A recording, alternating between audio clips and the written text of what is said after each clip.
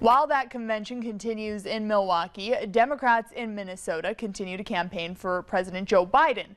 Valley News Team's Quinn Gorham attended a campaign event in St. Paul this morning as Democrats continue to support the sitting president.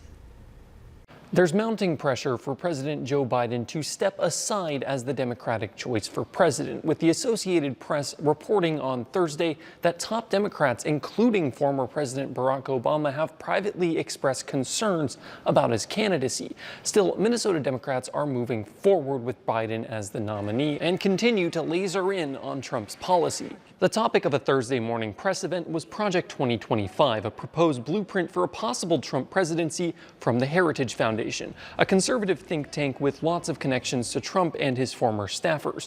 Trump has been adamant in distancing himself from Project 2025, even posting on Truth Social that he, quote, has nothing to do with the project. That hasn't stopped Democrats like Minnesota DFL Chair Ken Martin from attacking Trump's agenda head on. Martin and others, including Minnesota Attorney General Keith Ellison, highlighted the pieces of Project 2025 they specifically oppose.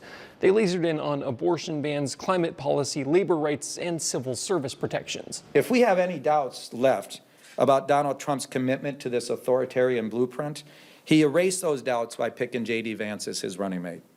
Trump picked Vance, by the way, because he will do what Mike Pence wouldn't do on January 6th. Trump's selection of Ohio Senator J.D. Vance as his running mate was another topic of conversation on Thursday. Even though the 39-year-old was likely tapped to cater to a younger audience of voters, Martin expressed skepticism that his values align with the majority of young Minnesota voters. Reporting in St. Paul, I'm Quinn Gorham. Quinn reached out to the Republican Party of Minnesota and did not hear back.